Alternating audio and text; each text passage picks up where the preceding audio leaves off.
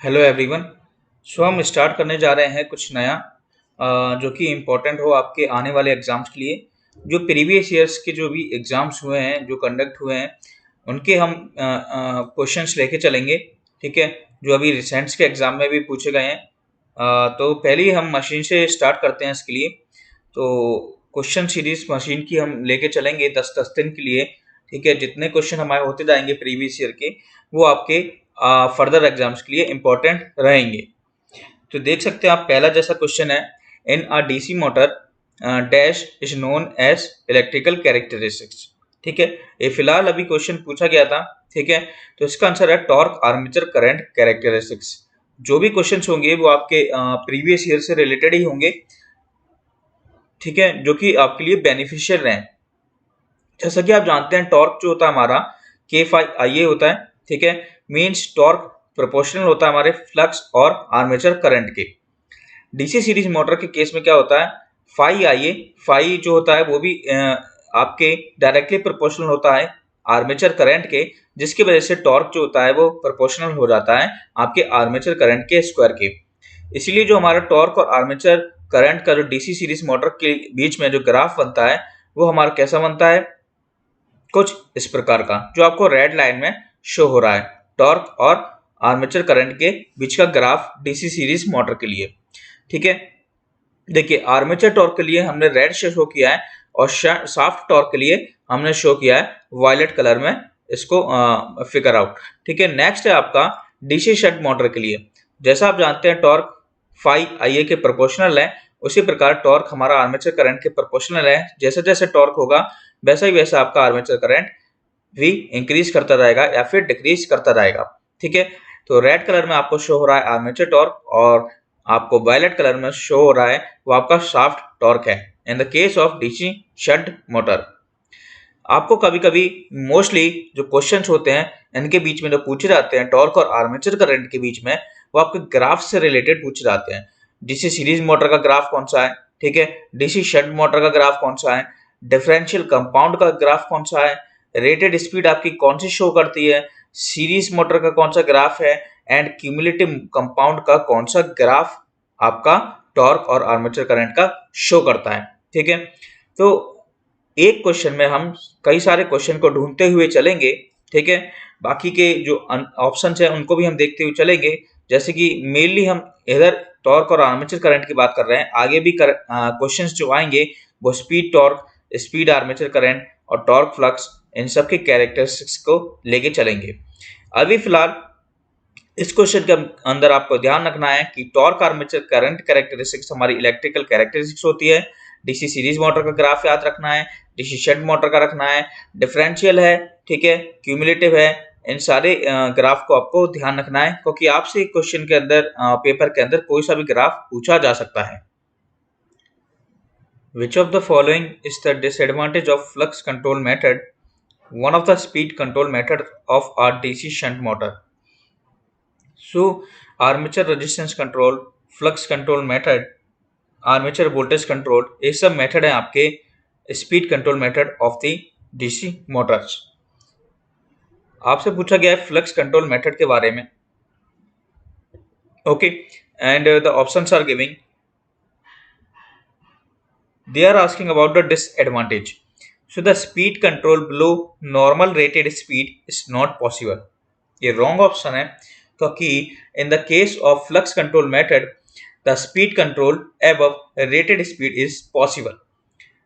This method is easy and convenient, so less consumption of power, limitation of maximum speed because high speed affects the commutation, making motor operation unstable. तो ये सारे जो points हैं 1, 2, 3, 4, सो ये सारे जो points हैं वो आपके flux control method of DC shunt motor के रिलेटेड है। As we know already that speed is inversely proportional to flux. Okay, ये आप जानते हैं। ठीक है, जैसे जैसे स्पीड बढ़ेगी वैसे वैसे आपका फ्लक्स डिक्रीज होगा। उस फ्लक्स को कंट्रोल करने के लिए, इस फ्लक्स को कंट्रोल करने के लिए आपको एक रियोस्टेट को ऐड करना पड़ेगा। ठीक है, रियोस्टेट को ऐड करना पड़ेगा फील्ड वाइंडिंग के साथ, जैसा कि आपको डायग्राम के अंदर दिख रहा है। Adding more resistance in series with the field winding will increase the speed as it decreases the flux। तो इसी वजह से ये फ्लक्स कंट्रोल मेथड कहलाता है।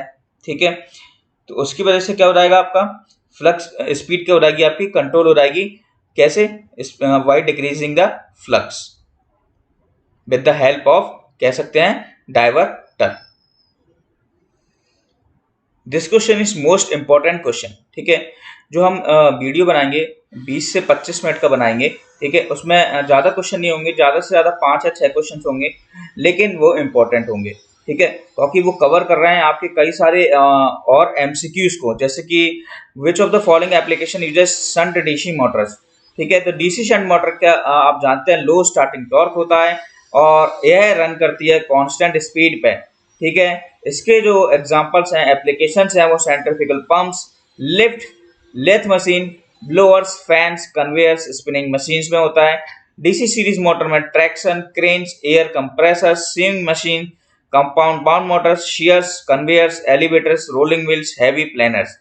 तो ये सारे जो आपके एप्लीकेशंस हैं, इन किसी भी एप्लीकेशन में से आपसे क्वेश्चन बन सकता है। इसलिए एक क्वेश्चन के अंदर आपके कई सारे क्वेश्चन हो गए, इसी में से आपके 5 क्वेश्चन बन जाएंगे।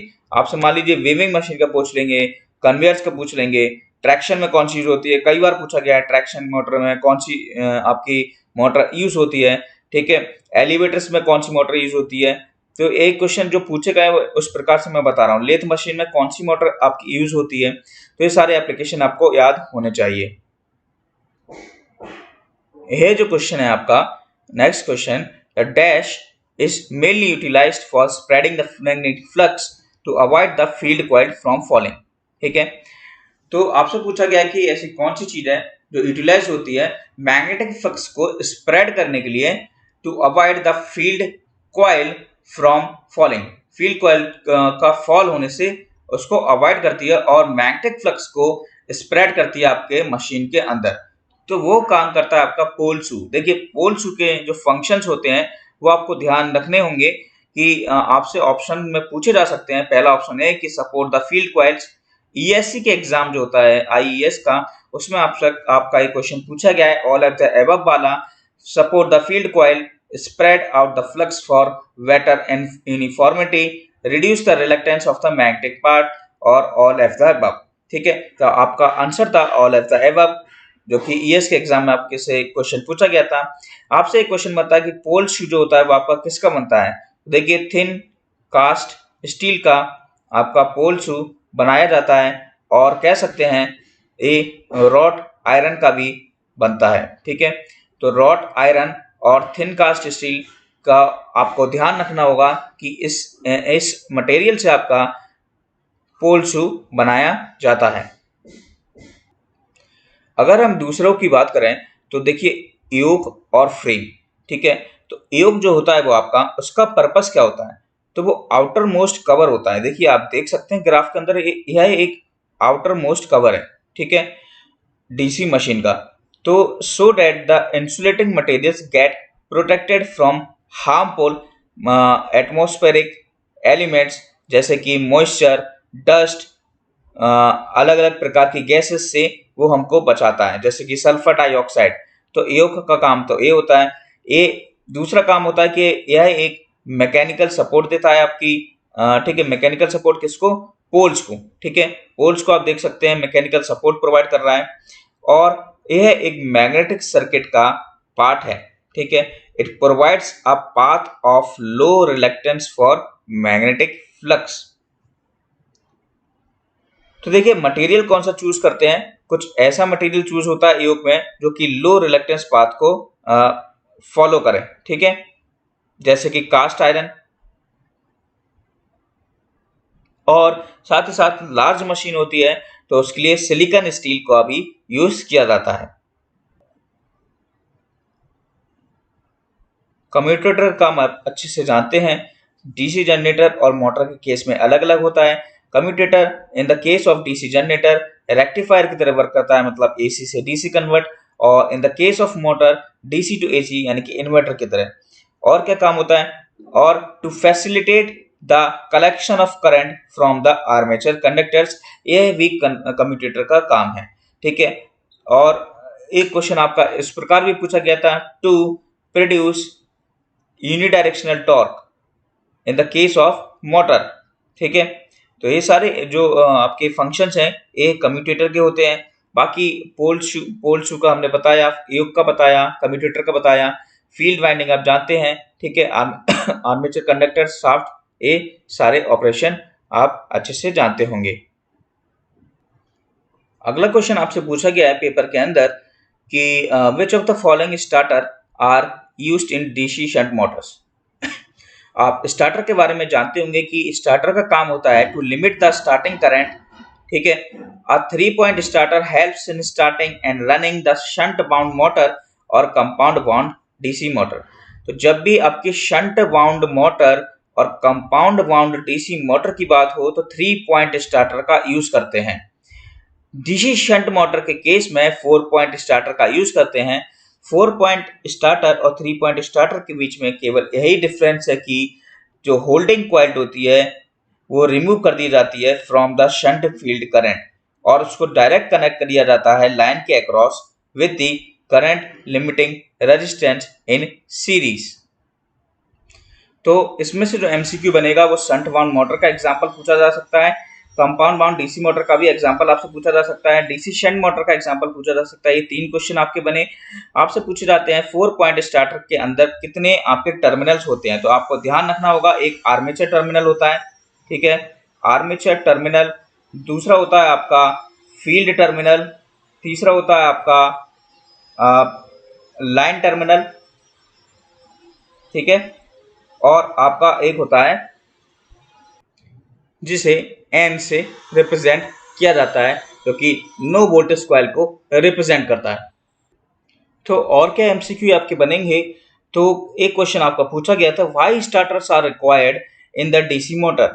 तो आंसर था उसका, to restrict armature current as there is no back EMF at starting.